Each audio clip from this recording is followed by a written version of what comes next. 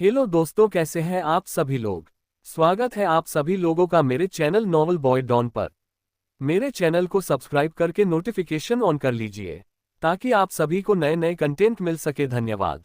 तो चलिए आज के एपिसोड को शुरू करते हैं। और अगर आपको ये कहानी अच्छी लगी है तो आप इस कहानी को प्लेलिस्ट से जाकर पूरा सुन सकते हैं। 186 बुलेट की सवारी और दवा की तकनीक।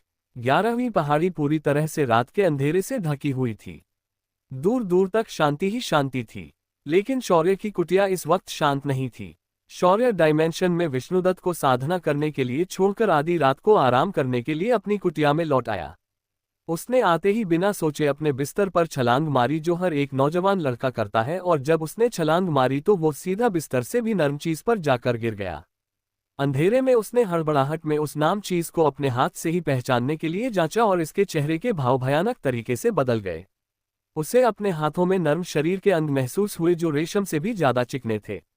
उसने चौंककर कमरे की लाइट चालू की। तब उसके बिस्तर पर नागशिखा लाती हुई थी और उसने अपने सारे कपड़े उतार दिए थे। अपने सामने का नजारा देखकर शौर्य की आंखें बंद होने की बजाय बड़ी हो गई थी और उसके मुंह से कोई आवाज नहीं निकल रही थी। नागशिखा की नींद भी खुल गई थी। वो ऐसे आराम से सोई थी कि उसे आसपास की कोई जानकारी ही नहीं थी। लेकिन शौर्य को लग रहा था कि इसने जानबूझकर ये सब किया हो। लेकिन शौर्य का ध्यान तो उसके नर्म बदन पर था और वो अपने हाथों से उसने क्या छुआ है ये सोच रहा था। उसने कुछ सोचा और तुरंत अपनी पीठ उसकी ओर की और बोला, तुम इस वक्त यहाँ क्या कर रही हो मेरे कुटिया के अंदर। शौर्य का सवाल सुनकर नागशिखा ने सांप की तरह पहले फुफकार मारी, फिर एक लंबी उबासी ली और बोली, मैं तो यहाँ आराम कर रही थी। ये आपका शयन कक्ष है तो ये मेरा दायित्व है कि मैं आपके पास ही रहूं। हम ड्रैगन्स अपने स्वामी के पास ही रहते हैं ताकि हम उन्हें हर समय सुरक्षित रख सके। और आप पर कल भी तो हमला हुआ था, इसीलिए मैंने सोचा अगर मैं आपके बिस्तर सो जाऊं तो उन हमलावरों को जल्दी पकड़ पाऊंगी। शौर्य ने उसका स्पष्टीकरण सुना और फिर बोला, तुम्हें यहाँ मेरे पास रुकने की जरूरत नहीं है। अब तुम यहाँ से गुरुदेव के कक्ष में जाकर सो सकती हो क्योंकि वो 1 महीने तक यहाँ नहीं आएंगे। शौर्य ने नागशिखा को वहां से जाने के लिए कह दिया और खुद जाकर अपने बिस्तर पर दूसरी तरफ सिर करके आंखें बंद करके लौट गया। नागशिखा को ये बहुत बुरा लगा, पर वो करती भी क्या। वो वहां से गुरुदेव की कुटिया में आराम करने चली गई। दूसरे दिन सुबह शौर्य अंगड़ाई लेते हुए जाग गया और खुद से बोला, आज सबके सामने मैं स्वाधिष्ठान चक्र का साधक बनकर जाऊंगा। वैसे भी बिना कुछ किए ही गुरुदेव को इस बात का क्रेडिट देना ही पड़ेगा। शौर्य ने अपनी साधना को स्वाधिष्ठान चक्र तक सेट किया और फिर अपनी सुबह की सारी विधियां पूर्ण करके अपनी कुटिया से वो बाहर निकल आया। उसने दिव्य पुत्र का चोगा गुरुकुल के यूनिफॉर्म के ऊपर पहना था। वो उछलते कूदते हुए पहाड़ी के ऊपर से नीचे उतर कर आ गया। शौर्य ने अपने सामने देखा कि आज भी कई सारे मजनू प्रवेश द्वार के सामने खड़े थे, लेकिन आज वो सब छुप छुप कर ऊपर देख रहे थे। इन बेवकूफों को देखकर शौर्य अपने मन में हो बोला, इन बेवकूफों को ये नहीं पता कि ये लोग जिसका दर्शन लेने यहाँ आए हैं वो असल में हजारों साल पुरानी ड्रैगन है जो इन्हें पलक झपकते ही हड्डियों सहित निगल जाएगी। उसने अपना सिर नामे हिलाया और प्रवेश द्वार पर करके निकल गया। शौर्य के जाने के बाद वहां मौजूद लोगों को थोड़ी हिम्मत मिली और वो लोग एक एक करके बाहर आने लगे। आज शौर्य कुछ तूफानी करने के मूड में था तो उसने सिस्टम के मदद से स्पोर्ट्स बाइक के ब्लूप्रिंट ले लिए, पर उसे कोई भी पसंद नहीं आए। उसे कुछ ऐसा चाहिए था जो रास्ते से गुजरे तो लोगों की धड़कनें भी उसकी वजह से बढ़ जानी चाहिए। तभी शौर्य को ख्याल आया कि क्यों ना बुलेट बाइक को ही ट्राई किया जाए। शौर्य ने बुलेट बाइक के ब्लूप्रिंट सिस्टम से लिए और फिर उनके बारे में सोचते हुए दूसरी पहाड़ी पर उसी संशोधन विभाग में पहुंच गया। यहाँ पहुंचकर उसने उन वरिष्ठ आचार्यों को देखा जो एक वाहन बनाने के लिए एक दूसरे से लड़ रहे थे। उन्हें अभी तक ये समझ नहीं आ रहा था कि वो इस इंजन को किस वाहन के आधार पर बनाए। शौर्य ने उन्हें जाकर पूरी तरह अनदेखा किया और खुद बैठकर कागज लेकर डिजाइन बनाने लगा। उसने बुलेट इंजन की पूरी डिजाइन बनाकर उन्हें दे दी और बोला, आप इसे बनाए, इसे मेरे गुरुदेव ने मुझे सिखाया है। ये सुनकर सभी आचार्यों ने शौर्य से उस कागज को लिया और उसे ध्यान से देखने लगे। उनके मन में सवाल तो बहुत थे पर कोई कुछ नहीं बोल पाया। शौर्य ने उन्हें उस डिजाइन के हिसाब से इंजन बनाने कहा और एक फ्यूल टैंक बनाने के लिए कह दिया। उसके बाद वह वहां से बाहर आया और पहले इधर उधर देखा और स्पेस के अंदर एक दरार बनाकर सीधा बाहर की दुनिया में आ गया। यहां आते ही उसने सबसे पहले बुलेट बनाने के सारे पार्ट्स खरीद लिए और फिर एक बार वापस शंभाला के अंदर पहुंच गया। शौर्य को ये सब करने के लिए लगभग 2 घंटे लग गए थे। यहाँ इन आचार्यों ने शौर्य के कहे मुताबिक उस इंजन को बनकर रेडी कर दिया था। जब शौर्य वापस आया तो उसने उस इंजन को देखा और खुश हो गया। फिर उसने कागज लिया और एक बाइक बनाने के सारे सामान और उसकी डिजाइन उन लोगों को दे दी। फिर वह उस फ्यूल टैंक और इंजन को लेकर अपने पहाड़ी पर लौट गया। यहाँ आते ही उसने अपने स्टोरेज से बुलेट असेंबल करने का सारा सामान निकाला और बुलेट के पुराने इंजन और फ्यूल टैंक को हटाकर नए इंजन और फ्यूल टैंक को उसने फिट कर दिया। उसके बाद उसने अपने स्टोरेज रिंग के अंदर से कुछ आध्यात्मिक पत्थर निकाले और टैंक के अंदर डाल दिए। शौर्य ने जैसे ही स्टार्टर मारा, बुलेट किसी शेर की तरह दहाड़ने लगी। ये आवाज काफी जोरदार थी जो वहां फैले शांति को भंग कर रही थी। इस आवाज की वजह से नागशिखा भी दौड़कर उसे देखने आई। शौर्य ने उसे अपनी बुलेट दिखाते हुए बोला, ये आध्यात्मिक पत्थरों की ऊर्जा पर चलने वाला वाहन है। ये इस आयाम के लोगों के विकास की रफ्तार को थोड़ा और तेज कर देगा। ये देखकर नागशिखा भी उस वाहन से प्रभावित हुई। शौर्य ने अपनी बुलेट को सीढ़ियों से ले जाना सही नहीं समझा तो उसने अपना एक पैर जमीन पर दे मारा और वहां एक लंबी घुमावदार सड़क तैयार हो गई। शौर्य ने अपनी बुलेट को उसके ऊपर दौड़ाना शुरू किया। शौर्य की बुलेट दहाड़ते हुए दूसरी पहाड़ी तक पहुंच गई। यहाँ घोड़ों के आने के लिए एक रास्ता था, इस वजह से शौर्य ने उसी रास्ते से अपनी बुलेट गुरुकुल के अंदर लाई। बुलेट की आवाज काफी तेज थी जिस वजह से वहां मौजूद सभी छात्र इसे देखने के लिए गुरुकुल में एकत्रित हुए। शौर्य बुलेट को चलते हुए संशोधन विभाग के पास लेकर आ गया। उसने अपनी बुलेट को दरवाजे पर काफी कर दी और अंदर काम कर रहे आचार्यों को बाहर बुलाया।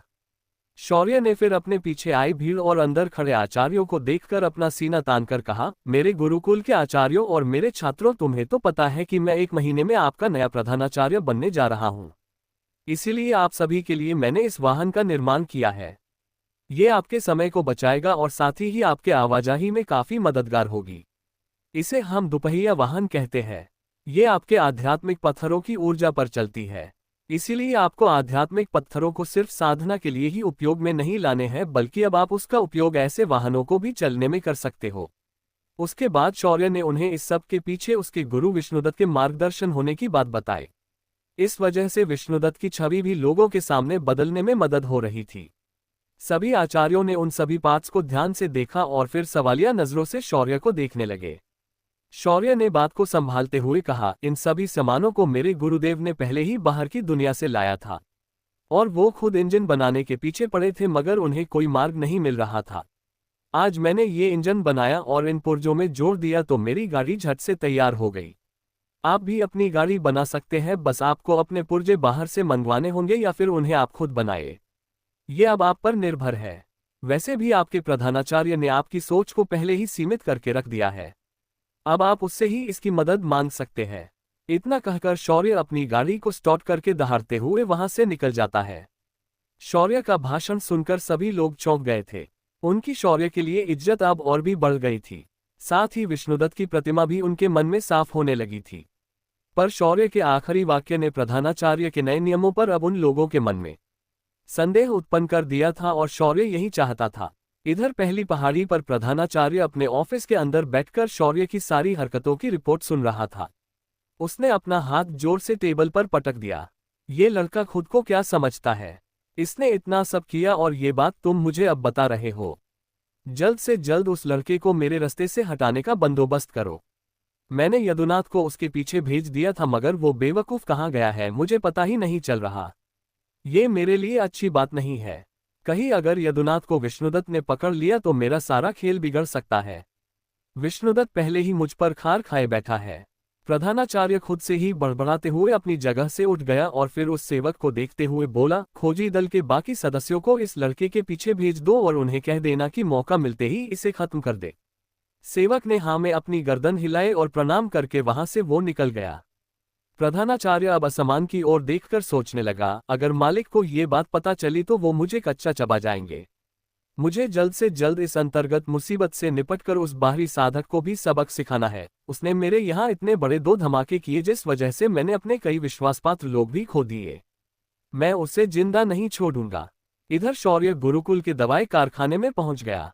यहाँ साधना के लिए जरूरी दवाइयों का निर्माण किया जाता था। कल वो यहाँ आकर यहाँ का नज़ारा देखकर नाराज होकर चला गया था, लेकिन आज वो एक स्वाधिष्ठान चक्र का साधक था, तो वो आज सीधे अपनी गाड़ी को बाहर खड़ी करके अंदर आ गया। यहाँ आकर उसने कारखाने में कदम रखा और उन बेवकूफों को देखने लगा। उसने निराशा में अपना सिर आज भी हिलाया। वहां बैठे आचार्य ने ये देखा तो वो आज चुप नहीं रह सके और बोल पड़े, दिव्य पुत्र, मुझे ऐसा क्यों लगता है कि आप हमारी इस दवाई बनाने की प्रक्रिया से नाराज हो। क्या इसमें कोई सुधार की आवश्यकता है? ये सुनकर शौर्य ने अपना सिर 45 डिग्री पर घुमाया और अपने एक उंगली को माथे पर रखते हुए बोला, यहाँ आपको बहुत सुधार करने की जरूरत है। आपको दवाई बनाने का सही तरीका आता ही नहीं है। आपकी दवाइयों में इतनी सारी अशुद्धियां रह जाती है कि उसे खाने वाला उसका फायदा कम और नुकसान ज्यादा सहता है। आपको भी अच्छे से पता है कि इस आयाम के अंदर कोई भी साधक जिसने आपकी दवाइयों के सहारे साधना की है वो बाकी साधकों के मुकाबले कमजोर होता है। इतना कहकर शौर्य ने उस आचार्य के आंखों में देखा। आचार्य पहले तो शौक था पर उसने अपनी गर्दन हाँ में हिलाई क्योंकि वो भी जानना चाहता था कि शौर्य आगे क्या कहना चाहता है। शौर्य ने अपने सिर की बगल के अपने बालों को उल्टे हाथ से सहलाया और बोला, मेरे गुरु विष्णुदत्त एक साधक और एक बेहतर संशोधक भी है।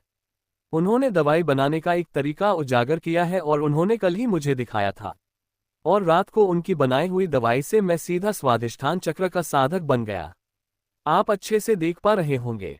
शौर्य की बात सुनकर उस आचार्य ने शौर्य की साधना को जांचा और फिर हैरानी से शौर्य को देखने लगा। सिर्फ एक रात में 2 चक्रों को पार कर दिया। ये असंभव है। ऐसी कौन सी दवाई इस विष्णुदत्त ने शौर्य को दी है? तभी आचार्य के विचार श्रृंखला को तोड़ते हुए शौर्य बोला, हैरान होने की जरूरत नहीं है। मेरे गुरु की दवाई बनाने की तकनीक बहुत ही आसान और कारगर है। पर आप लोगों को देखकर लगता है कि आप लोग मेरे गुरु की तकनीक को नहीं सीखेंगे क्योंकि आप उस प्रधानाचार्य का साथ देते हैं। ये सुनकर वह आचार्य बोला, ऐसी कोई बात नहीं है। अगर तुमने हमारी दवाई बनाने में मदद की तो मैं आपको वचन देता हूं कि दवाई कारखाना विष्णुदत्त के पीछे बेशर्त खड़ा होगा। ये सुनकर शौर्य के चेहरे पर एक कुटिल मुस्कान आई और फिर शौर्य ने पास ही पड़ी कुछ जड़ी बूटियां उठाए और सभी की ओर देखते हुए बोला, मैं आपको दवाई बनाने की ये आसान विधि 3 बार करके दिखाऊंगा। अब ये आप पर निर्भर है कि आप इसे कितना समझते हैं। मैंने इसे सिर्फ पहली बार में ही देखकर समझ लिया था। उसके बाद शौर्य ने पास ही रखा बर्तन लिया और उसे अपनी स्वादिष्ठान अग्नि से तपाना शुरू किया। जब तापमान एक निश्चित डिग्री तक पहुंच गया तो शौर्य ने उसके अंदर जड़ी बूटियों को डाल दिया और अपने एक हाथ से दवाई को अलग करने लगा और दूसरे हाथ से तापमान को नियंत्रित करने लगा। शौर्य ने उसके बाद कुछ अग्निमंत्र बोले और आग का रंग बदल गया। उसके बाद सारी अशुद्धियां राख हो गई और सिर्फ शुद्ध दवाई हवा में उस बर्तन के अंदर तैरने लगी। शौर्य ने फिर उस दवाई के तरल को गोली में रूपांतरित कर दिया। अगले ही पल एक झटके से उसने वो गोली बाहर निकाली। शौर्य की ये विधि सिर्फ अकेला ही इंसान कर सकता था। इस विधि को देखकर वहां मौजूद हर कोई हैरानी से शौर्य को देख रहा था। शौर्य ने उस गोली को हाथ में पकड़कर उस आचार्य के हाथ में ऐसे रखा कि किसी नाजुक और मूल्यवान वस्तु को उसने उनके हाथ में रख दिया।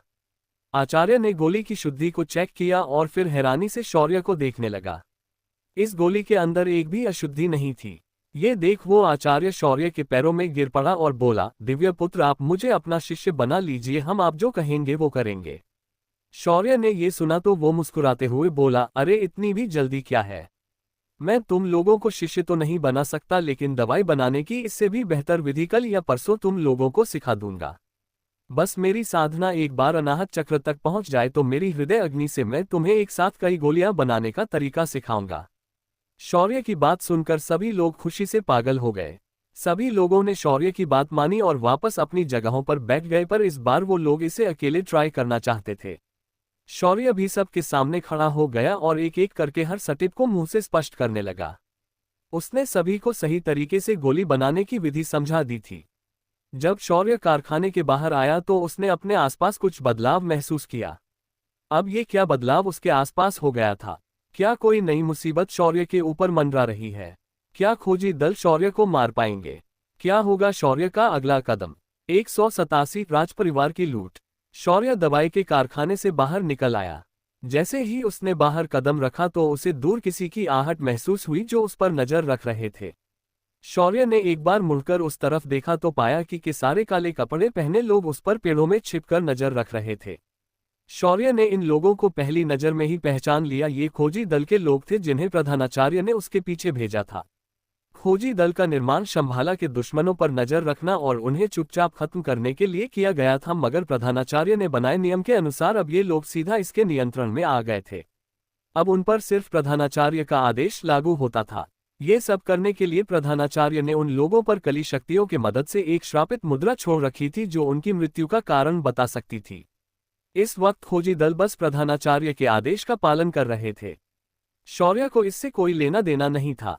उसके लिए बस इतना ही काफी था कि अगर कोई उसे मारने की मंशा रखता है तो उसका मारना तय है, फिर वो किसी मजबूरी में ही उठाया गया कदम क्यों ना हो। शौर्य ने फिलहाल इन लोगों को इग्नोर किया और बुलेट पर बैठकर अपनी 11वीं पहाड़ी के लिए तेजी से निकल गया। बाहर की दुनिया में अद्विका थोड़ा मायूस होकर अपने हॉस्पिटल के अंदर बैठी थी। उसे शौर्य की बहुत याद आ रही थी। वह बार बार अपने काम से इस्तीफा देकर शौर्य के साथ हमेशा जाने के बारे में सोच रही थी। ऊपर से उसने शौर्य के आसपास सिर्फ लड़कियों को ही देखा था। फिर वो कोई जानवर ही क्यों ना हो, पर उसके सामने वो सारी लड़कियां ही थी। वो इस बात से बहुत चिंता में थी क्योंकि अगर वो कहीं कोई और लड़की को यहाँ ले आया तो, या फिर उसके इस मुहिम पर कोई लड़की उसके गले पड़ गई तो। ऐसे खतरनाक सवाल उसके दिमाग में आए जा रहे थे। उसे पता था कि उसका ऐसा सोचना गलत नहीं है। उसके शादी के दिन उसने कई लड़कियों को देखा था जो उनकी शादी से बहुत नाराज थी, खासकर राणा परिवार की आर्या। उसने सीधा मुड़कर उसे देखा तक नहीं था। ऊपर से शौर्य के हाथ के नीचे काम करने वाली तीनों लड़कियां भी थोड़ी नाराज लग रही थी। जब लोग स्टेज पर आकर उनसे मिली तो उन लड़कियों के दिल में दर्द साफ देख पा रही थी। उसने माया और चित्रा को भी देखा था। वो तो उससे ज्यादा खूबसूरत थी। और वो लड़की एजेंट आलिया, उसके साथ तो शौर्य फ्लर्टिंग भी कर रहा था। हे भगवान, अगर उसे किसी लड़की ने मुझसे छीन लिया तो मैं ये बिल्कुल भी बर्दाश्त नहीं कर पाऊंगी। मुझे जल्द से जल्द शौर्य से मिलना होगा। मैं उसे अकेला बिल्कुल नहीं छोड़ सकती। आखिर मैं उसकी अर्धांगिनी हूं, जहां वो होगा वहां मैं भी रहूंगी। अद्विका ने मन ही मन फैसला किया और हॉस्पिटल के दिन से मिलने निकलने गई। उसने उनसे मिलकर 1 महीने की छुट्टी की अर्जी डाल दी। उसने ये भी नहीं देखा कि डीन उसकी अर्जी स्वीकार कर रहे हैं या नहीं। वो तो बस जल्द से जल्द घर जाकर शौर्य से कांटेक्ट करने का कोई रास्ता ढूंढना चाहती थी। इधर शौर्य दूसरी पहाड़ी से अपनी बुलेट फर्राटे से दौड़ाकर अगली पहाड़ी की ओर जाने लगा। तभी उसने आसमान में कुछ विशालकाय जीव उड़ते हुए देखे जो कि पहली पहाड़ी की ओर जा रहे थे। शौर्य ने ध्यान से जब उन जानवरों को देखा तो उसकी आंखें फटी की फटी रह गई। ये विशालकाय जीव ग्रिफिन थे। इनके बारे में दुनिया भर की पुरानी किताबों में सिर्फ उल्लेखित है, पर यह जीव बाहरी दुनिया में बिल्कुल नहीं है। इन्हें भारत के लोग भगवान विष्णु का वाहन मानते हैं। इन्हें हिंदी में गरुड़ भी कहते हैं। आज शौर्य इन्हें अपने सामने देख पा रहा था। वो भी एक नहीं बल्कि 3 ग्रिफिन उसके ऊपर उड़ रहे थे। जब शौर्य ने अपनी दिव्य दृष्टि से उन्हें देखा तो पाया कि उनके ऊपर कुछ लोग बैठे हुए हैं। इन ग्रिफिन के पीठ पर अंबारियां बनी हुई थी और इनके अंदर बैठकर ये लोग बड़े आराम से आए थे। शौर्य के मन की एक्साइटमेंट अब बढ़ गई। उसने एक 180 डिग्री में गाड़ी को जगह पर मोड़ दिया और पूरी रफ्तार से पहली पहाड़ी की ओर निकल गया। पहली पहाड़ी पर सिर्फ प्रधानाचार्य और वरिष्ठ आचार्य ही आ जा सकते थे। यहाँ दिव्य पुत्र सिर्फ बुलाने पर आ सकते थे, वरना इन्हें भी यहाँ आना मना था। शौर्य इस बात की बिल्कुल भी चिंता नहीं करता था। भला उसे कोई रोके, ऐसा यहाँ कोई था। शौर्य कुछ ही देर में पहली पहाड़ी के घोड़ागढ़ के रास्ते से ऊपर जाने लगा। तभी पहरेदारों ने उसे अंदर जाने से रोक दिया। शौर्य ने अपनी बुलेट को बिना रोके ही उस गार्ड को हटाने का इशारा किया, पर वो हटा नहीं। बेचारा शौर्य की बुलेट की टक्कर से पीछे जाकर धड़ाम से गिर गया। शौर्य ने अपनी गाड़ी सीधे ऊपर की ओर दौड़ाई और प्रधानाचार्य के कार्यालय के सामने रोक दी। उसके पीछे अब तक बाकी के पहरेदार भी वहां पहुंच चुके थे। शौर्य ने उन्हें एक बार भी नहीं देखा और अपना पैर उठाकर एक ही लात में प्रधानाचार्य के कार्यालय का दरवाजा उखाड़कर गिरा दिया। शौर्य ने अपने दिव्य पुत्र के चोगे को पीछे की ओर झटका दिया और फिर बड़े ही अदब के साथ अंदर चला गया। उसके पीछे से आने वाले पहरेदार झट से अपने कदमों को रोकते हुए पीछे पड़ गए। शौर्य जैसे ही कार्यालय के अंदर आया तो उसने देखा कि उखड़े हुए दरवाजे के टुकड़े बराबर प्रधानाचार्य के सिर के ऊपर से जाकर पीछे वाली दीवार में धंस गए थे। प्रधानाचार्य उसके नीचे पानी गर्दन टेढ़ी करके खुद को बचाकर आगे शौर्य की ओर खा जाने की नजरों से देखने लगा। शौर्य ने उसे नजरअंदाज किया और वहीं बगल में हाथ में चाय का कप पकड़कर बैठे 3 लोगों को देखा। उनका लिबास काफी राजसी लग रहा था। उन तीनों में से एक मध्यम आयु का आदमी था तो बाकी 2 एक जवान लड़का था और एक लड़की थी। प्रधानाचार्य ने अपने सिर के ऊपर का दरवाजे का टुकड़ा तोड़ दिया और इसे नीचे सामने पटककर शौर्य के ऊपर बरसते हुए बोला, दिव्य पुत्र शौर्य, ये क्या बदतमीजी है? तुम्हें पता नहीं कि मेहमानों के सामने कैसे पेश आते हैं? शौर्य ने प्रधानाचार्य को देखा और किसी बिगड़ेल गुंडे की तरह अपना एक कंधा उचकाते हुए बोला, क्या बोला बे बुड्ढे, तू अब बस 1 महीने का मेहमान है और फिर भी इतना उछल रहा है। क्या गलत किया मैंने इसे तोड़कर, अंत में ये 1 महीने बाद मेरा ही होने वाला है। तो अपना ये मुंह चुप रख, वरना पिछली बार सिर्फ हल्के हाथ से पीटा था, इस बार मारूंगा ना सीधा ऊपर पहुंच जाएगा। शौर्य की ऐसी असभ्य भाषा सुनकर वहां आए मेहमान भी शौर्य को अजीब निगाहों से देखने लगे। शौर्य ने उन्हें पूरी तरह नजरअंदाज किया और पास ही रखी कुर्सी पर बैठ गया। प्रधानाचार्य शौर्य को अभी पकड़कर बुरी तरह पीटना चाहता था, पर वह सिर्फ दांत पीसते रह गया। शौ ने भी उससे चिढ़ाते हुए टेढ़ी स्माइल दी। तभी उन मेहमानों में से वह मध्यम आयु का आदमी शौर्य को हीनता से देखकर बोला, मुझे यकीन नहीं होता कि ऐसे बदतमीज इंसान को अपने अपना दिव्य पुत्र बनाया है। इस लफंगे ने मेरे भतीजे को दिव्य पुत्र के पद से हटा दिया। इसकी साधना तो सिर्फ स्वाधिष्ठान चक्र तक ही है। ये क्या मजाक चल रहा है प्रधानाचार्य, आप हमारे राजपरिवार का अपमान कर रहे हैं। प्रधानाचार्य ने जब शौर्य की साधना को देखा तो उसकी आंखें फटी रह गई। ये कैसे हो सकता है, इसने तो सिर्फ 2 दिनों में स्वाधिष्ठान चक्र तक की साधना हासिल भी कर ली। ये सच में इंसान ही है ना। प्रधानाचार्य ने फिर अपनी हैरानी को छुपाते हुए उस आदमी को देखा और बोला, नंदक जी आप नाराज मत होइए। दरअसल इसने आपके भतीजे को जनता के सामने बिना साधना का उपयोग किए ही हराया था, क्योंकि उस वक्त इसने साधना भी नहीं शुरू की थी। प्रधानाचार्य की बात उस आदमी को ऐसी लगी जैसे प्रधानाचार्य शौर्य को बचाने के लिए झूठ बोल रहा हो। वो प्रधानाचार्य को घूरने लगा, पर तभी उसे शौर्य की आवाज आए, बात तो ऐसे अकड़ के कर रहे हो जैसे तुम किसी राजघराने से आते हो। ऊपर से ये शाही पोशाक में तुम गहने में सजे हुए काले पत्थर की तरह लग रहे हो। इतना बदसूरत इंसान राजपरिवार से कैसे हो सकता है बे। शौर्य की अपने लिए ऐसी बात सुनकर नंदक का गुस्सा और ज्यादा बढ़ने लगा था। उसने दांत पीसते हुए शौर्य से कहा, तमीज से बात करो, तुम एक सिर्फ आम इंसान होकर हमारे सामने आकर ऐसी बात कही। बच्चे तुम्हारी दाद देनी पड़ेगी। शौर्य ने तालियां बजाते हुए नंदक को देखकर कहा, तुम राजपरिवार से हो तो क्या तुम सोना हकते हो क्या, जो खुद को इतना खास बता रहे हो। तुम्हें अगर मेरा एक हाथ पड़ा न तो उठाना भूल जाओगे। अब मुंह बंद रखो और वो तीनों जानवर मुझे दे दो या फिर उनके बच्चे मुझे दे दो। मुझे वो पसंद आ गए हैं। ये सुनकर राजपरिवार के तीनों लोग शौर्य को आंखें फाड़कर हैरानी से देख रहे थे। उन लोगों ने मन में सोचा, ये लड़का किस मिट्टी का बना है, क्या इसे राजपरिवार से बिल्कुल भी डर नहीं लगता। क्या ये आसमान से टपका है जो दिन दहाड़े हमें लूटने की बात कर रहा है। तभी प्रधानाचार्य अपना आपा खो देता है और तेजी से अपनी जगह से गायब होकर शौर्य के सामने प्रकट हो जाता है और अपना हाथ उठाकर उसे थप्पड़ मारने ही वाला होता है। तभी शौर्य अपनी जगह से गायब होकर प्रधानाचार्य की कुर्सी पर बैठ जाता है। प्रधानाचार्य को यकीन नहीं होता कि ये इसने कैसे किया। शौर्य उसे देखकर कहता है, बुड्ढे चौंक गया क्या, अब वो छोड़ और इन खास लोगों को कहकर मेरे लिए उन गरुड़ों के बच्चे ही सहमगर दिलवा दे, वरना मैं इन्हें अपने पैरों पर वापस जाने नहीं दूंगा। शौर्य की धमकी सुनकर प्रधानाचार्य लगभग पागल होने को आया था। उसने नंदक को देखा और बोला, राजकुमार नंदक, क्या आपके पास इन गरुड़ों के बच्चे होंगे तो इसे दे दीजिए, वैसे भी इसे सिर्फ वे पालने के लिए चाहिए। प्रधानाचार्य की बात सुनकर नंदक को बहुत ही हारा हुआ महसूस होता है। इस आयाम के सबसे ताकतवर गुरुकुल का प्रधानाचार्य एक छोटे बच्चे के सामने उससे उसकी बात मानने के लिए कह रहा था। ये बात ही उसे समझ नहीं आ रही थी। तभी प्रधानाचार्य अपनी मानसिक शक्ति का उपयोग करके टेलीपैथी से नंदक को कहता है, ये लड़का सिर्फ कुछ दिनों का मेहमान है, आप अभी इसकी आखिरी इच्छा समझकर मेरी बात मान लो, बाकी की बातें मैं आपको बाद में बता दूंगा। ये सुनकर नंदक एक गहरी सांस भरता है और शौर्य को देखकर कहता है, मैं तुम्हें इन तीनों में से एक गरुड़ दे दूंगा, पर उसे नियंत्रित करना मैं तुम्हें नहीं बताऊंगा, वो तुम्हारी जिम्मेद होगी। शौर्य ने नंदक को देखा और खुश होते हुए बोला, नंदी जी मुझे कोई समस्या नहीं है, बस इतना बता दीजिए कि कौन सा लेकर जाना है, वरना तीनों लेकर चल जाऊंगा। तभी नंदक के पीछे बैठी लड़की हंस पड़ी। वो वर्तमान राजा की सबसे लाडली बेटी थी। इसका नाम नीति था। उसकी हंसी सुनकर सभी लोग उसे ही देखने लगे। तभी उसकी हंसी बंद होने की जगह और बढ़ गई और बोली, हमारे गरुड़ को ले जाओ, जरा मैं ही देखूं कि क्या तुम मेरे गरुड़ को अपना मालिक बना सकते हो। उसकी हंसी शौर्य के लिए उसका उपहास करने के लिए थी। शौर्य ने राजकुमारी को देखा और बोला, अरे छुटकी, तू उसकी चिंता मत कर, मैं तेरे गरुड़ को सांप की तरह सीधा कर दूंगा। तू बस मुझे बता कि तेरा वाला कौन सा है।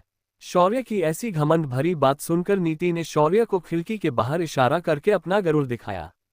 शौर्य ने उसे देखा और खुश हो गया। शौर्य उछलकर प्रधानाचार्य की कुर्सी से उठ गया और नंदक को देखकर बोला, तुम राजपरिवार वाले इन सभी झमेलों में मत पड़ो, यही तुम्हारे राजपरिवार के लिए अच्छा होगा और ये मेरी आखिरी चेतावनी है आपके राजपरिवार के लिए। इतना कहकर शौर्य फिर एक बार गाना गुनगुनाते हुए बाहर आ गया।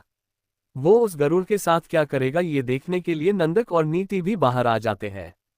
उनके पीछे प्रधानाचार्य और दूसरा लड़का भी बाहर आ जाते हैं। शौर्य आते ही पहले तो अपनी बुलेट को स्टॉप करके उसे आंगन में 307 पर घूमता है और फिर उस गरुड़ के सामने रुक जाता है। शौर्य बुलेट से उछलकर उतर जाता है और उस गरुड़ की आंखों में देखकर कहता है, देख तू भाई है या बहन मुझे नहीं पता, तू अंडे देगा या सीधे बच्चे को जन्म देगा वो भी नहीं पता मुझे, आज तू चाहिए और कुछ दिनों बाद तू मुझे छोटे छोटे बच्चे देगा। अगर तू इस बात के लिए तैयार है तो तू तुरंत मेरे साथ चल। शौर्य ने ये बात इतने अधिकार से कही थी मगर उस गरुड़ पर उसका कुछ भी असर नहीं हुआ। वो गरुड़ अभी भी शौर्य को एकटक देखे जा रहा था। फिर उसके भाव बदल गए और वो 2 कदम पीछे हट गया। उसे देखकर लग रहा था कि मानो वो कह रहा हो, ये आदमी है या पायजामा, साला मेरे जैसे मर्द से बच्चे मांग रहा है। शौर्य की ये बात पीछे खड़े नीति ने भी सुनी थी। वो अपना पेट पकड़कर जोर जोर से हंसने लगी। उसकी हंसी सुनकर शौर्य ने पीछे मुड़कर देखा। उसे कुछ समझ नहीं आया। तभी सिस्टम उसके दिमाग में बोली, होस्ट कभी कभी लगता है तुम्हारे दिमाग का कोई तो पेंच ढीला होगा। तुम्हें अगर पता नहीं कि ये मेल है या फीमेल तो मुझे पहले पुतुल लेते, तुमने उस बेचारे मेल गरुड़ से सीधा अंडे मांगे। अब तुम है सोचो कि कोई तुम्हें अचानक मां बनने के लिए कहे तो तुम्हें कैसा लगेगा। ये सुनकर शौर्य ने अपना माथा पीट दिया और फिर एक बार गरुड़ को देखकर बोला, मुझे माफ करना भाई, कोई बात नहीं, अगर तुम मुझे बच्चे नहीं दे सकते तो अपने पार्टनर मतलब तुम्हारी साथी को तुम अपने पास बुला लो और अपनी एक छोटी फैमिली मेरे घर पर बना लो। शौर्य की ये बात सुनकर उस गरुड़ ने शौर्य को घूर कर देखा, फिर नामे सिर हिला दिया। तभी सिस्टम बोली, होस्ट ये अभी कुंवारा है, इसे अभी तक कोई पार्टनर नहीं मिली। शौर्य ने जब ये सुना तो उसके कंधे लटक गए। फिर उसने अपनी उंगली में कट लगाया और अपने खून की बूंद उस गरुड़ को छुपाकर दिखाए। गरुड़ ने भी खून को देख पर बाकी लोगों को ये बिल्कुल नहीं दिखा। गरुड़ खुश हो गया और उसने लपक कर अपनी चोंच से उस खून की बूंद को पी लिया। खून को पीते ही उसके शरीर में भी बदलाव होने लगे और उसका आकार पहले से बड़ा हो गया और वह एक विकसित गरुड़ में बदल गया। उस गरुड़ ने असमा में एक छलांग लगाए और हवा में ही शौर्य के चारों ओर घूमने लगा, मानो वो जता रहा हो कि उसने शौर्य को चुन लिया है। शौर्य भी खुश हो गया और उसने अपनी बाइक को हाथ से उठा लिया और उछलकर गरुड़ की पीठ पर चढ़ गया। उसने 11वीं पहाड़ी की ओर इशारा किया और बोला, चल मेरे भाई अब लौट चलते हैं अपने घर। शौर्य वहां से चला गया और जो लड़का चुपचाप ये सब होते देख रहा था अपने आप में ही बड़बड़ाया, तो तुम ही गए शौर्य अग्निहोत्री। शौर्य ने तो राजपरिवार के लोगों का अपमान भी किया और उन्हें लूटा भी। क्या शौर्य का ये कदम ले जाएगा उसे किसी मुसीबत की ओर? क्या राज है इस दूसरे राजकुमार का? वो शौर्य का पूरा नाम कैसे जानता था? क्या करेगा प्रधानाचार्य? 188 धर्म हिंसा तथैवच।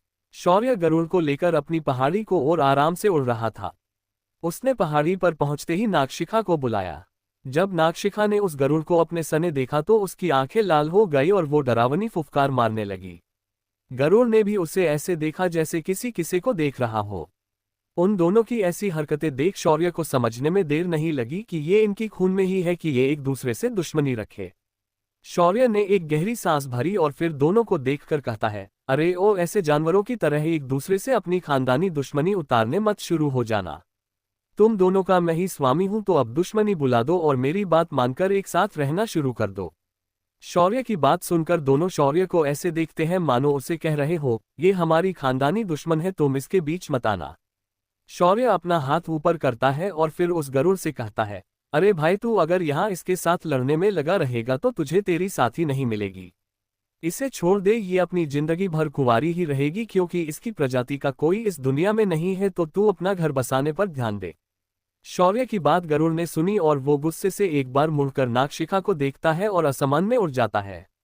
उसकी शक्तियां बढ़ने की वजह से वो बहुत ताकतवर हो गया था। वो पलक झपकते ही किसी रॉकेट की तरह सीधा राजमहल की ओर चला जाता है जो कि सभी पहाड़ियों के पार स्थित है। वहां उसके प्रजाति की कई मादाएं थीं। शौर्य नागशिखा की ओर देखता है और कहता है, तुम तो अपनी खानदानी दशम निकलने लगी हो मेरे सामने, पहली मेरी बात तो सुन लेती। शौर्य की बात सुनकर नागशिखा इसे घूरते हुए बोली, ये दुश्मनी हमारे खून में ही है। भले मैं अब एक वृत्रा बन चुकी हूं, पर मैं जन्म से एक नाग ही हूं और ये दुश्मनी मेरे अंदर के खून को उत्तेजित करती ही है। बेहतर होगा कि तुम उस गरुड़ को किसी और जगह भेज दो या फिर मुझे कहीं और भेज दो। शौर्य ने उसकी बात सुनकर नाराजगी में अपना सिर हिलाया और फिर अपनी बुलेट पर सवार होकर वापस गुरुकुल की ओर निकल गया। इधर पहली पहाड़ी पर माहौल शौक और आश्चर्य से भरा हुआ था। नीति ने अपने चाचा नंदक की ओर देखा और बोली, उसने मेरे गरुड़ को ऐसा क्या दिखाया कि वो उसे खाते ही इतना बड़ा और पूर्ण विकसित हो गया। नंदक ने अपनी दाढ़ी को सहलाते हुए नीति को देखा और कहा, वो जो कुछ भी था वो बहुत ही खास था, जो एक आध्यात्मिक जीव को उसकी ओर आकर्षित कर रहा था। तभी पीछे खड़ा लड़का मुस्कुराते हुए कहता है, चाचा जी, बेहतर होगा कि आप उसके पीछे पड़ने से खुद को रोक ले। वो लड़का यानी साक्षात यमराज है। उसकी बात सुनकर नंदक तुरंत डर जाता है। उसे पता था कि उसका ये भतीजा जो बहुत कम बातें करता है, वो जब भी बात करता है लाख फतह की बात करता है। उसे अच्छे से मालूम था कि उसका भतीजा किसी की भी भविष्यवाणी कर सकता है। उसने उसकी चेतावनी को हल्के में नहीं लिया। मगर प्रधानाचार्य चुप नहीं रहे और बोल पड़े, वो चाहे कितना भी ताकतवर हो या पर है तो निचले दर्जे का साधक ही। आज नहीं तो कल उसे उसकी गलतियों के लिए सजा मिलकर रहेगी। आप चिंता न करें नंदक जी, मैं आपके गरुड़ को आपके पास 1 महीने में वापस लौटा दूंगा। नंदक ने प्रधानाचार्य की बात को अनसुना कर दिया और फिर अपने बगल से एक शाही आदेश का पत्र निकाला और प्रधानाचार्य को देते हुए कहा, महाराज ने 1 हफ्ते बाद आपको और सभी वरिष्ठ आचार्यों को शाही भोज के लिए बुलाया है। शाही आदेश हाथ में लेकर प्रधानाचार्य उसे खोलकर पढ़ने लगा। इस आदेश में उसे और सभी वरिष्ठ आचार्यों के साथ दिव्य पुत्र और दिव्य पुत्री को लाने का आदेश था। लेकिन इस वक्त पुरानी दिव्य पुत्री ने भी अपना पद छोड़ दिया था और दिव्य पुत्र के तो क्या कहने, वो तो चलती फिरती आफत की दुकान है। प्रधानाचार्य ने कुछ सोचा और सेवक को बुलाया। फिर उसके कान में कुछ कहा और उसे बाहर भेज दिया। सेवा भी बाहर निकलकर पहाड़ी के पीछे बने गुप्त रास्ते से एक खंडन नुमा गुफा के अंदर चला गया। उसने वहां जाकर सामने बने दरवाजे पर एक उचित क्रम में उसे बजाया। तभी वह दरवाजा खुला और अंदर का नजारा उसके सामने था। यहाँ कई सारे हथियार रखे गए थे। कई महिलाएं और पुरुष इसके अंदर उन हथियारों को हाथों में लेकर एक दूसरे से लड़ रहे थे। वहीं कोने में एक आदमी इन सभी को ध्यान से देख रहा था। उस सेवक ने उसे प्रणाम किया और कहा, गुरुकुल के वर्तमान दिव्य पुत्र को मारना है और नए दिव्य पुत्र की तौर पर यहाँ उपस्थित लोगों में से किसी को चुनना है। ये सुनकर वह आदमी मुस्कुराया और बोला, लगता है प्रधानाचार्य अपना दांव काफी जल्दी चलने वाले हैं। चलो बच्चों, हमारा काम जल्द ही शुरू होने वाला है। इतना कहकर वह आदमी एक शैतान हंसी हंसते हुए बगल में बने कमरे में चला गया। इधर शौर्य अपनी बुलेट पर घूमते हुए इस पहाड़ी से उस पहाड़ी जा रहा था और वहां स्थित सभी चीजों के बारे में जानने की कोशिश करने लगा।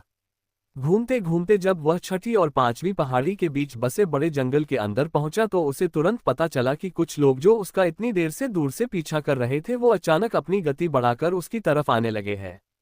शौर्य ये समझते ही मुस्कुराने लगा और चलती हुई गाड़ी को उसने तुरंत हवा में ही अपने रिंग में डाल दिया और वह अचानक पलट गया। उसके पलटते ही कई सारे काले साए शौर्य के सामने आ गए। उसके सामने खड़े सारे साधक संत स्तर के योद्धा थे। उन्होंने बिना कुछ कहे शौर्य पर अपनी शक्तियों से हमला कर दिया।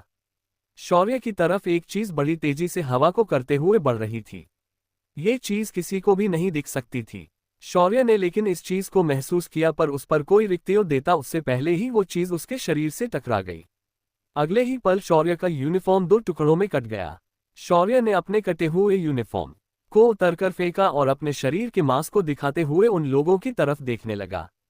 लेकिन अब उनके आंखों में हैरानी दिख रही थी। शौर्य उनकी हैरानी की ओर देखा भी नहीं और हंसते हुए उनकी तरफ चलने लगा। इस बार मुझे लड़ने में मजा आना चाहिए, वरना मैं तुम लोगों को बाद दर्दनाक मौत दूंगा।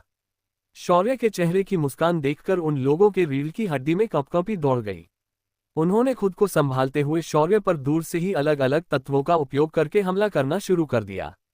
शौर्य उन सभी हमलों को अपने शरीर पर झेलने लगा और हंसते हुए उनकी ओर बढ़ने लगा। शौर्य एकदम आराम से उनकी ओर बढ़ रहा था और वो लोग डर से अपने कदम पीछे ले रहे थे।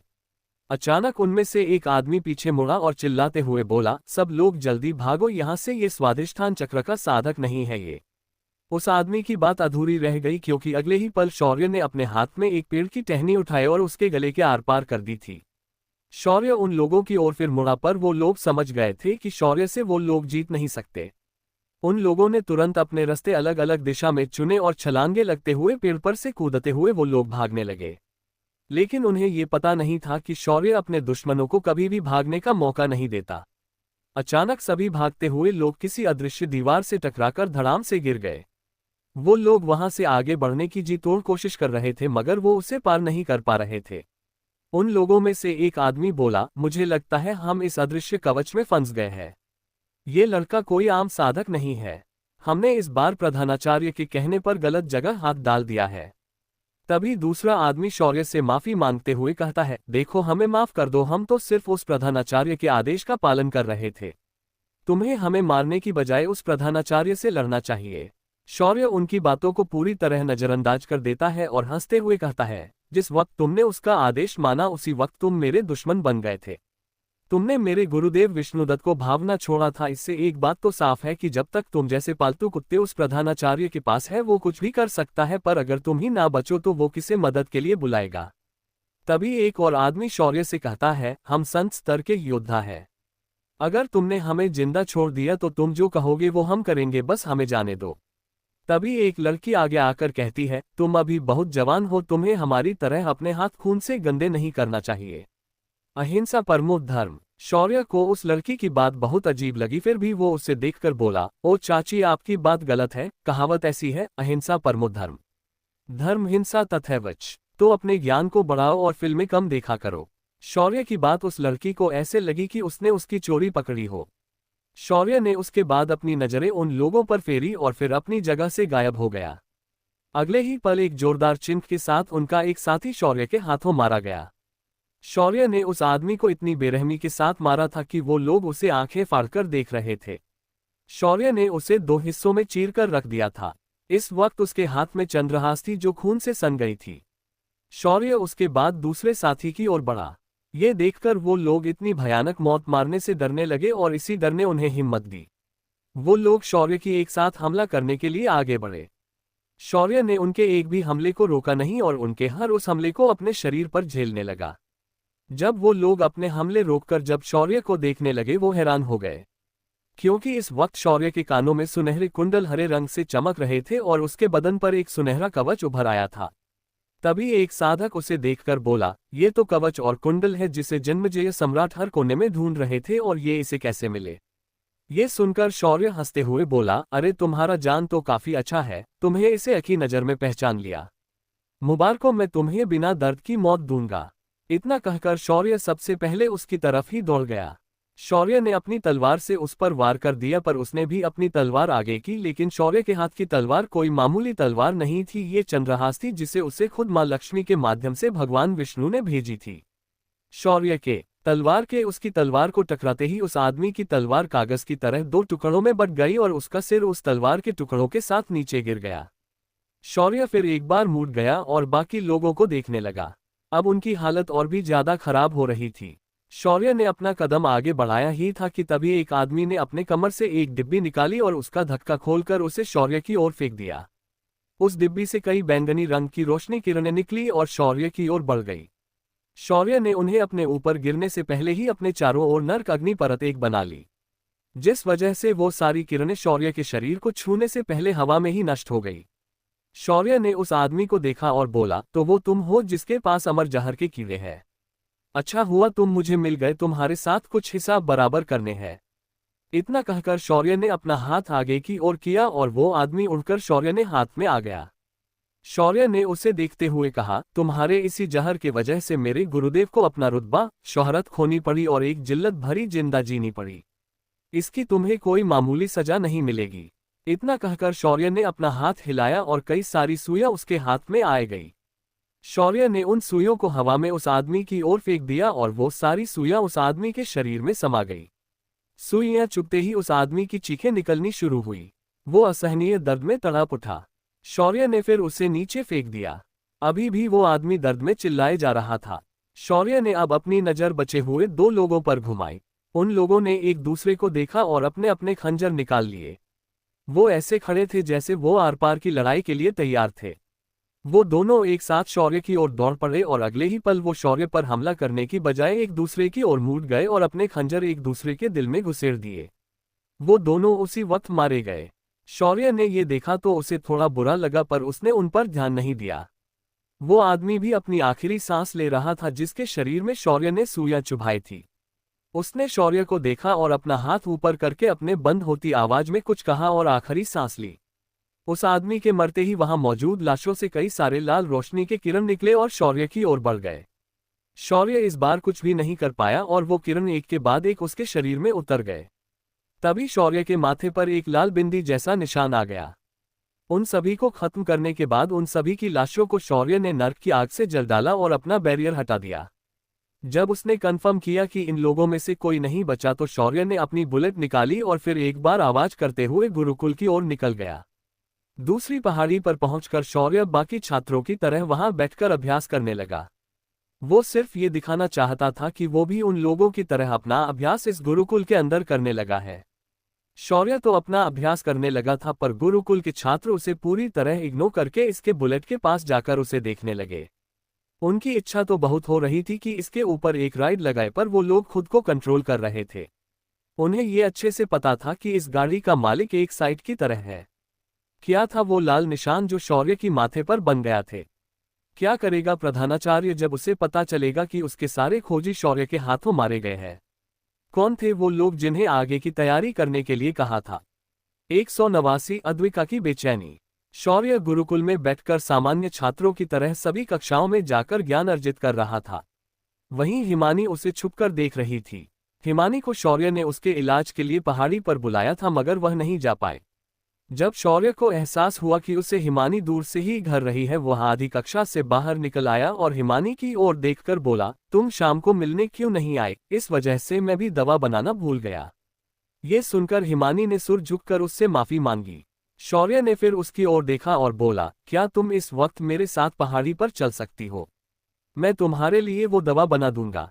शौर्य की बात सुनकर हिमानी उसकी आंखों में देख रही थी जिनके अंदर उसके लिए बस चिंता थी, उसके अलावा कुछ और नहीं था। उसने मायूसी से हाँ में अपना सिर हिलाया। शौर्य ने उसकी बात सुनी तो उसने तुरंत उसका हाथ पकड़ा और उसे अपनी बाइक की तरफ ले गया। उसने बाइक स्टार्ट की और उसे बैठने के लिए कहा। हिमानी ने ये सुना तो थोड़ा सोचकर शौर्य के पास आए और उछलकर उसकी गोद में बैठ गई। शौर्य एकदम हैरान हो गया। फिर उसे समझ आया कि गलती कहाँ हुई है। उसने तुरंत उसे नीचे उतरने का इशारा किया और शांति से उसे समझाते हुए बोला, इसके ऊपर बैठने के लिए तुम्हें घोड़े की तरह आगे नहीं बैठना है। इस गाड़ी के पीछे एक सीट है, उस पर तुम्हें बैठना है। शौर्य की बात सुनकर वह एकदम से शर्म से लाल हो गई। शौर्य ने पिछली सीट पर कैसे बैठना है ये उसे करके दिखाया। हिमानी इसे समझ गई और धीरे से वह शौर्य के पीछे बैठ गई। शौर्य ने अपने गाड़ी का स्टार्टर मारा और अपनी पहाड़ी की ओर निकल गया। पहाड़ी के प्रवेशद्वार की बगल से शौर्य ने घुमावदार रास्ते से बुलेट को छोटी की ओर दौड़ा दिया। जब वे दोनों ऊपर पहुंचे तो नागशिखा बगीचे में बैठकर जड़ी बूटियों को देख रही थी। बुलेट की आवाज सुनकर वह भर आई तो उसने शौर्य के साथ हिमान को देखा जो किसी आसमानी अप्सरा से कम नहीं लग रही थी। शौर्य ने उसे गाड़ी से नीचे उतारा और नागशिखा को उसके लिए चाय बनाने के लिए बोलकर अपनी कुटिया में चला गया। उसके बाद वो सीधा डायमेंशन के अंदर चला गया। वहां पहुंचकर उसने उस जड़ी बूटी को ढूंढा जो हिमानी का इलाज करने के लिए उसे जरूरी थी। शौर्य ने उस जड़ी बूट को ध्यान से देखा। इसे हिमाग्नि दलम कहते हैं। ये एक खास जड़ी बूटी इंसान के शारीरिक तापमान को नियंत्रित करती है, खासकर जन्मजात बर्फीले शरीर और अग्नि शरीर को। शौर्य ने इसके 2 पौधे निकाल लिए और तुरंत अपनी कुटिया में वापस आ गया। उसने जमीन पर पद्मासन मारा और हवा में ही उस दवा को गोली में बदलने लगा। कुछ देर की प्रक्रिया के बाद दवा तैयार हो जाती है। शौर्य ने इसकी मदद से 20 गोलियां बनाई थी। ये उसके शरीर के बर्फीले दोष को खत्म करने के लिए काफी थी। उसके बाद उसने एक साधना तकनीक कागज पर लिख दी। ये खास बर्फीले शरीर वाले इंसान के लिए कारगर थी। शोर जब बाहर आया तो उसके एक हाथ में कागज का एक टुकड़ा था और दूसरे हाथ में 2 गोलियां थी। शौर्य ने पहले हिमानी को एक गोली खाने के लिए दी। उसने भी बिना सवाल पूछे उस गोली को खा लिया। गोली के उसके शरीर में जाते ही हिमानी को पहले तो बहुत ठंड लगने का एहसास हुआ पर तुरंत उसके शरीर में गर्माहट बढ़ गई। तभी शौर्य ने वो कागज का टुकड़ा उसकी ओर बढ़ाया और बोला, आज से तुम इस साधना तकनीक का उपयोग करोगी और पहली वाली का इस्तेमाल पूरी तरह बंद कर दोगी। दवाई के असर से हिमानी बहुत खुश थी। उसने वो कागज का टुकड़ा लिया और उस पर लिखी तकनीक को ध्यान से पढ़ने लगी। जब उसे सब ठीक लगा तो वो बहुत खुश हुई और उछलकर उसके गले लग गई। शौर्य ने भी उसे ऐसा करने दिया। जब वह उससे दूर हुई तो उसके आंखों में आंसू थे। शौर्य ने उसके सिर को सहलाया और बोला, ये बोतल पकड़ो, इसके अंदर और 19 गोलियां हैं। तुम्हें हर दिन एक के हिसाब से अगले 19 दिनों तक इसे खाना है। और मैंने दी हुई साधना तकनीक का अभ्यास करना है, वरना इस गोली का तुम्हारे शरीर पर बुरा असर हो सकता है। एक और बात, इस साधना तकनीक को तुम किसी को नहीं बताओगी। अगर ऐसा हुआ तो तुम्हारी जान खतरे में पड़ सकती है। हिमानी ने उसकी सूचना पर अपना सिर हाँ में हिलाया और वह वापस अपने घर के लिए निकल गई। शौर्य ने उसके जाते ही एक चैन की सांस ली और बड़बड़ाया, चलो जान छूटी, पर इसे देखकर मुझे अद्विका की बहुत वाह आ रही है। चलो आज उसे जाकर मिल ही लेते हैं, पता नहीं वो किस हालात में होगी। ये सोचकर शौर्य ने अपनी स्पेस पावर का उपयोग करते हुए एक दरार बनाया और सीधा उसके अंदर कूद गया। जब शौर्य बाहर आया तो वह इस वक्त मुंबई में अपने घर पर था। उसने आते ही सबसे पहले घर के अंदर दूर से ही देखा। जामवाल दादाजी सोफे पर बैठकर किसी से बात कर रहे थे। उनकी बहू नौकरों से कहकर घर की सफाई करवा रही थी। तभी शौर्य की नजर उसके कमरे पर गई, जहां अद्विका अपनी आंखें सुझाए बैठी किसी मुरझाए फूल की तरह बैठी थी। उसकी ऐसी हालत देखकर शौर्य का दिल पसीज गया। उसके कुछ दिनों के काम को अब 1 महीना लगाने वाला था, इस वजह से उसे भी खुद पर बहुत गुस्सा आ रहा था। पर क्या करे, परिस्थितियां ही ऐसी थी कि वो कुछ नहीं कर सका। शौर्य ने फिर बाकी लोगों के बारे में सोचा तो पाया कि बाकी कोई भी इस वक्त घर पर नहीं था। शौर्य ने फिर धीरे से अपने कमरे के खिड़की के पास जाकर खिड़की के कांच को बिना आवाज किए खोल दिया और अपने कमरे में दाखिल हो गया। वह ठीक अद्विका के पीछे था और उसने देखा कि उसके हाथ के मोबाइल पर वह शौर्य की फोटो को देखकर आंसू बहा रही है। शौर्य ने पीछे से उसके कंधे पर धीरे से हाथ रखा, पर अगले ही पल वह इस गलती पर बहुत पछताया। जैसे ही अद्विका को अपने कंधे पर किसका हाथ होने का एहसास हुआ, उसने उस हाथ को पकड़कर जोर से खींचा और एक धोबी पछाड़ के साथ उसने शौर्य को आगे जमीन पर पटक दिया। शौर्य को सब कुछ एकदम से उल्टा नजर आया और अगले ही पल वह जमीन पर औंधे मुंह था। शौर्य ने करहाते हुए अद्विका को देखा, जो अभी भी गुस्से में थी, मगर जैसे ही उसने शौर्य को पहचाना उसने अपने दोनों हाथ अपने मुंह पर रख दिए और उसकी आंखों से फिर एक बार खुशी के आंसू निकल आए। शौर्य बड़बड़ाया, अरे तुम दुनिया की पहली पत्नी हो जिसका पति उसे सरप्राइज देने के लिए भी आगे से 100 बार सोचेगा। मेरी कमर तोड़ दी तुमने बीवी। शौर्य इतना कहकर उठ ही रहा था, तभी अद्विका उसके ऊपर कूद गई और उसके गले लगकर रोने लगी। कहाँ थे तुम इतने दिनों से, मैंने तुम्हें कितना मिस किया मालूम है। मेरे मन में कई बुरे ख्याल भी आ रहे थे। अब मैं तुम्हारे साथ चलूंगी, मैं तुम्हें अकेला नहीं जाने दूंगी। अद्विका की बात सुनकर शौर्य ने उसे प्यार से अपने सीने से लगाया और उसके सिर को सहलाते हुए बोला, मुझे पता नहीं था मेरी शेरनी रोती भी है। कोई बात नहीं, आज के बाद मेरी शेरनी कभी नहीं रोएगी। अब शांत हो जाओ और मुझे बताओ, मेरे जाने के बाद तुम्हारे दिन कैसे बीते। शौर्य की बात सुनकर अद्विका ने रोना बंद कर दिया था। उसके बाद उसने शौर्य का जवाब देते हुए कहा, मेरे दिन तो तुम्हारे बिना दिन नहीं थे, वो मेरे लिए साल थे। इसीलिए मैं अब तुम्हें कहे अकेले नहीं जाने दूंगी। शौर्य ने उसे अपने ऊपर से हटाते हुए उसे बेड पर ले जाकर बिठा दिया और उसकी आंखों में देखने लगा। कुछ देर तक ऐसे ही रहने के बाद उसने अंगूठी से आध्यात्मिक पानी की एक बोतल निकाली और उसे पिला दिया। अद्विका की सारी थकान हट गई और वह पहले जैसी नॉर्मल हो गई। शौर्य ने उसके बाद उसे मनाया और उसे अपने साथ कमरे से बाहर आ गया। बाहर जामवाल दादाजी बैठे थे। जब उन्होंने शौर्य और अद्विका को एक साथ देखा तो मुस्कुराते हुए बोले, देखा अद्विका, मैंने कहा था न, जिस तरह तुम इसके लिए दुखी हो वैसे ये भी होगा, और देखो तुमसे ज्यादा दूर रहा नहीं गया उसे और ये तुम्हारे पास आ गया। अब तुम्हारी 1 महीने की छुट्टी का तुम क्या करोगी। जब शौर्य ने ये सुना कि अद्विका ने 1 महीने की काम से छुट्टी ली है तो वो अद्विका को देखने लगा। उसने अपना सिर नीचे झुका लिया और कुछ भी नहीं बोल पाए। शौर्य ने उसकी हालत समझ ली और फिर उसके साथ दादाजी के सामने बैठ गया।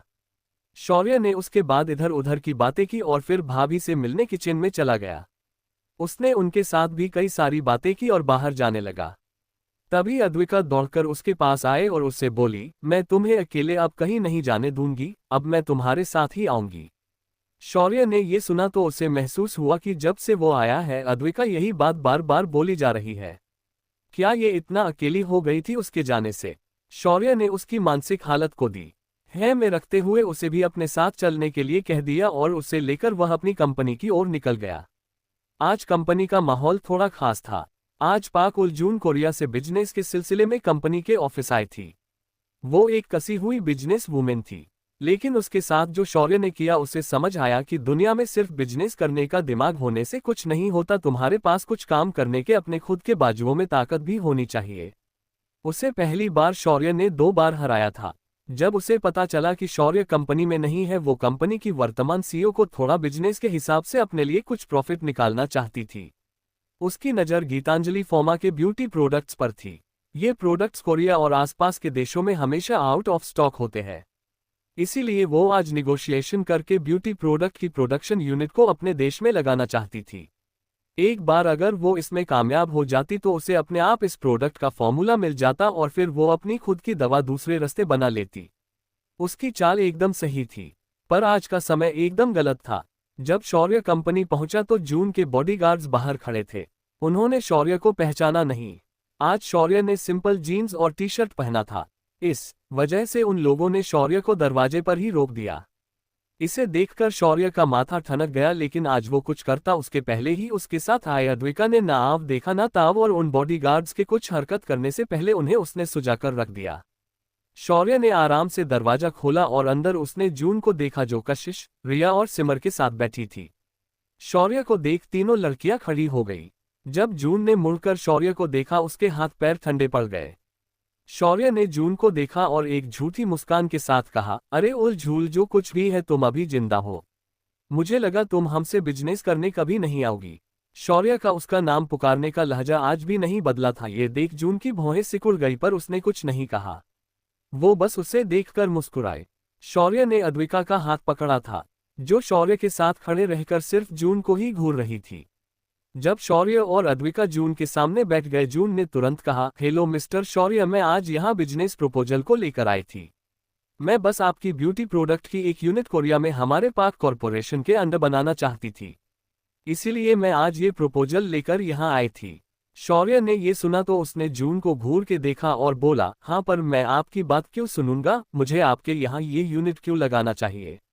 इससे मुझे क्या फायदा मिलेगा? शौर्य के जवाब सुनकर जून पूरे कॉन्फिडेंस के साथ बोली, नाइट्स ग्रुप की मदद से आपको इंटरनेशनल ट्रांसपोर्ट करना पड़ता है। इस काम में आपको बहुत सारा खर्चा आता है और नाइट्स ग्रुप यूरोप और अमेरिकी क्षेत्रों में ज़्यादा सक्रिय है, इस वजह से हमारे यहाँ उनके शिपमेंट ज़्यादा नहीं आते। तो मैं चाहूं कि अगर आप एक यूनिट को ही हमारे यहाँ लगा देंगे तो हमारे आसपास के देशों में हम खुद ही इसे डिस्ट्रीब्यूट कर देंगे। इससे आपका एशिया के अंदर का नेटवर्क बड़ा और फास्ट हो जाएगा। आपको भी पता है कि एशिया की जनसंख्या दुनिया में सबसे ज़्यादा है और एशिया दुनिया का सबसे बड़ा मार्केट है। इसीलिए मैं सोच रही थी एशिया के दूसरे छोर पर एक यूनिट लग जाता है तो आपकी रिच बढ़ जाएगी। शौर्य ने उसकी पूरी बात शांति से सुनी, फिर अपना हाथ ना में हिलाते हुए बोला, मिस जून अपने बाती से कही है कि एशिया दुनिया का सबसे बड़ा मार्केट है, पर अगर मैं इसका प्रोडक्शन बाहर करता हूं तो मेरे देश की एक्सपोर्ट वैल्यू गिर जाएगी। उससे अच्छा मैं अपने देश में ही अलग अलग जगहों पर ये यूनिट क्यों ना बनाऊं, इससे प्रोडक्शन भी बढ़ जाएगा और मेरा उतने ही ट्रांसपोर्टेशन लागत में ज़्यादा फायदा होगा। इन सभी बातों का ध्यान रखते हुए मैं आपसे यही कहूँगा कि आपका ये प्रपोजल मुझे कुछ खास अच्छा नहीं लगा। शौर्य ने बड़े ही सालीके से जून के प्रपोजल को नकार दिया और फिर उसने कशिश को देखकर कहा, कशिश, जून मैडम यहाँ इतनी दूर से आई है तो इन्हें हमारी साइट पर ले जाकर हमारे कॉर्पोरेशन में बनी उस सिटी को भी दिखा देना, वो भी उसे देखकर खुद हो जाएगी। कशिश ने हाँ में अपना सिर हिला दिया। शौर्य ने उसके बाद जून से कहा, अगली बार आप अपने बॉडीगार्ड्स को अपने साथ अंदर लेकर बैठा कीजिए, क्योंकि वो यहाँ के लोगों को ही डरने की कोशिश करते हैं। आज उन्हें सुझा दिया है, अगली बार फोन कर रख दूंगा। इतना कहकर शौर्य अद्विका का हाथ पकड़कर वहां से बाहर निकल गया। शौर्य ने फिर बाकी ऑफिसेज में भी जाकर कामकाज का जायजा लिया और फिर घर वापस आ गया। घर आते ही उसने विराज को फोन किया, जो इस वक्त ड्यूटी पर था। इलेक्शन होने की वजह से उसे और इशिका को बहुत ज्यादा सतर्क रहना था। इलेक्शन के दौरान कई राजकीय दल पुलिस वालों को परेशान करते हैं, साथ ही छोटी मोटी झपें भी यहाँ वहाँ देखी जाती है। इसी दौरान धार्मिक हिंसा होने की भी संभावना ज्यादा होती है। आज विराज और इशिका इसी वजह से बेहद सतर्क थे और शहर में होने वाली हर छोटी मोटी गतिविधियों पर वो नजर गड़ाए बैठे थे। जब शौर्य विराज से बात कर रहा था तभी एक कांस्टेबल तभी विराज के पास आया और उसने विराज से को कुछ ऐसा कहा कि विराज गालियां बकते हुए गुस्से से बड़बड़ाने लगा। ऐसा क्या हुआ है वहां? किस वजह से विराज इतना गुस्सा हुआ है? क्या शौर्य उसकी मदद करेगा? क्या शौर्य अद्विका की जिद के आगे उसे अपने साथ संभाला लेकर जाएगा? 190 अर्नब भारद्वाज शौर्य का प्रतिद्वंदी। शौर्य शंभाला से अद्विका से मिलने मुंबई पहुंच जाता है। यहां आते ही वो अपनी कंपनी और बाकी चीजों का जायजा लेता है। जब वह विराज से बातें कर ही रहा होता है तभी विराज फोन की दूसरी तरफ से किसी को गालियां बकते हुए अपनी जगह से उठ खड़ा होता है। शौर्य ने जब ये सुना तो वो भी भौचक्का कसा उसकी तरफ से इस बात पर एक्सप्लेनेशन सुनने के लिए इंतजार करता है, पर विराज दोबारा फोन की तरफ नहीं देखता और उठकर बाहर निकल जाता है। शौर्य अब भी उसका इंतजार कर रहा होता है। जब वह देखता है कि विराज अब उसके साथ बात नहीं कर सकता है तो वो अपना फोन काटकर अद्विका को लेकर बाहर घूमने के लिए निकल जाता है। आज देश में शौर्य का रुतबा बहुत ज्यादा बढ़ चुका था, पर अब ज्यादा दिनों से मीडिया में उसकी चर्चा न होने से कई लोग उसे भी चुके थे। इस वजह जब शौर्य बाहर आया तो कोई भी उसे पहचान नहीं पा रहा था। ऊपर से आज उसने अपने कान के कुंडल गायब नहीं किए थे, जिस वजह से वो खास ही अट्रैक्टिव लग रहा था। शाम के समय बाहर जाते वक्त शौर्य ने अद्विका के कहने पर उसके पसंद के कपड़े पहने थे। उसने आज डेनिम जीन्स और डेनिम शर्ट और उसके नीचे सफेद रंग की टी शर्ट पहनी थी। अद्विका ने भी एक लूज बॉटम जीन्स और क्रॉप टॉप पहना था। दोनों की जोड़ी किसी हॉलीवुड की फिल्मी जोड़े की तरह लग रही थी। शौर्य ने अपनी थार निकाली और सड़क पर उसे दौड़ाने लगा। शौर्य और अद्विका मुंबई के प्रसिद्ध स्ट्रीट फूड कॉर्नर पर पहुंच गए और यहां चटपटे खाने का स्वाद लेने लगे। शौर्य अद्विका को कई सारी नई बातें बता रहा था और अद्विका उसे ध्यान से सुन रही थी। शौर्य ने फिर उसे शंभाला के बारे में बताया कि कैसे कल्कि भगवान के अवतार के लिए सम्राट परीक्षित ने एक ऐसी जगह को बसाया जो कि आयाम को फोल्ड करके दुनिया से छुपाई गई है। फिर उसने अद्विका को कली और उसके कारण दुनिया में हो रही तबाही के बारे में बताया। जब अद्विका ने ये सुना तो उसने कुछ सोचा और बोली, मुझे मेरी साधना को अधिक मजबूत करना होगा ताकि मैं तुम्हारे कंधे से कंधा मिलाकर लड़ सकूं। मैं अपनी साधना को और ज्यादा बढ़ाना चाहती हूँ। ये सुनकर शौर्य भी उससे बहुत खुश हुआ और बोला, अगर तुम अपनी साधना को बढ़ाना चाहती हो तो मैं तुम्हें एजी डायमेंशन के अंदर भेज देता हूँ ताकि तुम उसके अंदर रहकर अपनी साधना को पूर्ण कर सको। ये सुनकर अद्विका ने अपना सिर नामे हिलाया और बोली, नहीं, मैं तुम्हें छोड़कर साधना नहीं करूंगी, मुझे तुम मेरी आंखों के सामने ही रखोगे। मुझे आजकल तुम्हें खोने का डर लगा रहता है। ये सुनकर शौर्य मन ही मन कहता है, तुम्हारा डर सही भी है, आजकल मुझे कई सारी लड़कियां ऐसी पीछे पड़ी है कि क्या कहूं। शौर्य को ऐसा देख अद्विका को अजीब लगा और बोली, तुमने कुछ कहा क्या अभी? शौर्य हड़बड़ाते हुए बोला, नहीं, बिल्कुल नहीं, मैंने तो सिर्फ तुम्हारी बातें सुनकर कुछ सोच रहा था, मैंने कुछ नहीं कहा। इतना कहकर उसने गहरी सांस ली। अद्विका ने भी उसे नजरअंदाज कर दिया और फिर एक बार चटपटे खाने का मजा लेने में लग गई। उसके बाद शौर्य और अद्विका गाड़ी में बैठकर वहां से निकल गए। जब वे दोनों नेशनल हाईवे से होकर गुजर रहे थे तो उन्होंने देखा कि एक काले रंग की मर्सिडीज उनके पास से पूरी रफ्तार के साथ गुजर गई। शौर्य ने उस पर ज्यादा ध्यान नहीं दिया क्योंकि उसके लिए ये सब कुछ किसे मकोड़े थे। जब वो ऐसे ही एज गए तो उन्होंने उसी गाड़ी को एक होटल के बाहर रुकते हुए देखा। उस गाड़ी से एक लंबा चौड़ा लड़का बिजनेस सूट पहने हुए बाहर निकला। जब वो बाहर निकल रहा था तो उसके सूट का पिछला हिस्सा थोड़ा उठ गया और शौर्य ने उसके पीठ पर बंदूक को देखा जिसे उसने अपनी पैंट के पिछले हिस्से में ठूस दिया था। इस समय महाराष्ट्र के इलेक्शन हो रहे थे तो ऐसे समय अपने हथियार साथ रखना किसी भी आम इंसान के लिए अलाउड नहीं था, और ये आदमी अपने साथ बंदूक लेकर कैसे घूम रहा है। शौर्य को किसी गड़बड़ी की आशंका हुई और उसने भी अपनी गाड़ी को होटल के सामने रोक दिया। बगल में खड़ी अद्विका उस लड़के को देखकर हैरान थी। शौर्य ने जब अद्विका की ओर देखा तो उसने उससे पूछा, क्या हुआ, क्या तुम इसे जानती हो? ये सुनते ही अद्विका होश में आए और बोली, ये तो अर्नब भारद्वाज है, देश का सबसे यंग कारोबारी, पर तुम्हारे आने के बाद तुम सबसे यंग कारोबारी बन गए और ये दूसरे नंबर पर आ गया। शौर्य ने ये सुना तो वो हंसते हुए बोला, अरे इसका मतलब ये मुझसे पहले ही हार चुका है। ये सुनकर अद्विका बोली, ये मजाक का वक्त नहीं है, उसके जितना टैलेंटेड कोई नहीं, वो एक आम इंसान होकर भी बड़े लोगों को अपने कदमों में झुका चुका है। ये सुनकर शौर्य बोला, अरे मेरी जान, हमने तो देश झुका दिए हैं, लोगों की लेकर बैठी हो। ये सुनकर अद्विका बोली, हाँ मुझे पता है कि तुम उससे लाख गुना अच्छे और टैलेंटेड हो, पर वो भी तुमसे कम नहीं है। अगर मेरी शादी तुमसे ना होती तो मैं इससे ही शादी कर लेती। ये एकदम सिग्मा टाइप आदमी है, साइलेंट और वायलेंट भी। शौर्य ने ये सुना तो उसका मेल ईगो हट हुआ और बोला, मैं हमेशा मुंह में तंबाकू दबाकर उसकी तरह नहीं बैठ सकता, पर जब मैं वायलेंट होता हूं तो सिर्फ लाशें बिछती है। ये सुनकर अद्विका को हंसी आए और वो बोली, लगता है तुम्हें उससे जलन हो रही है। घबराओ नहीं, वो तुम्हारे सामने नहीं टिक पाएगा, ये मुझे पता है। शौर्य ने ये सुना तो उसे थोड़ा अच्छा लगा। फिर उसने गाड़ी का दरवाजा खोला और उतरते हुए बोला, चलो आज मैं तुम्हें तुम्हारे इस साइलेंट हीरो की अच्छी फिल्म दिखाता हूँ। इतना कहकर वह अद्विका को अपने साथ लेकर होटल के अंदर चला गया। शौर्य ने अंदर आते ही देखा कि अर्नव भारद्वाज लिफ्ट के सामने खड़े होकर उसके नीचे आने का इंतजार कर रहा था और बार बार अपनी गाड़ी की तरफ देख रहा था। शौर्य भी उसके बगल में आकर अद्विका के साथ खड़ा हो गया। लिफ्ट नीचे आते ही तीनों लिफ्ट में चढ़ गए। अर्नव ने शौर्य की ओर एक बार भी मुड़कर नहीं देखा, पर शौर्य अपने चेहरे पर मुस्कान लिए उसके साथ ही 6th फ्लोर पर लिफ्ट से बाहर आ गया। लिफ्ट से बाहर कदम रखते ही अर्नव दौड़ते हुए एक कमरे की ओर गया और गुस्से से उसने दरवाजे पर लात मारी, पर दरवाजा नहीं खुला। शौर्य भी उसके पीछे आया और बोला, भाई साहब क्या हुआ है जो आप इस बेचारे दरवाजे पर गुस्सा निकाल रहे हो, कहो तो मैं आपकी मदद कर दूं। शौर्य को उसके काम में टांग अड़ाते देख अर्नव अकड़कर शौर्य से बोला, अपने काम से काम रखो और मुझे मेरा काम करने दो।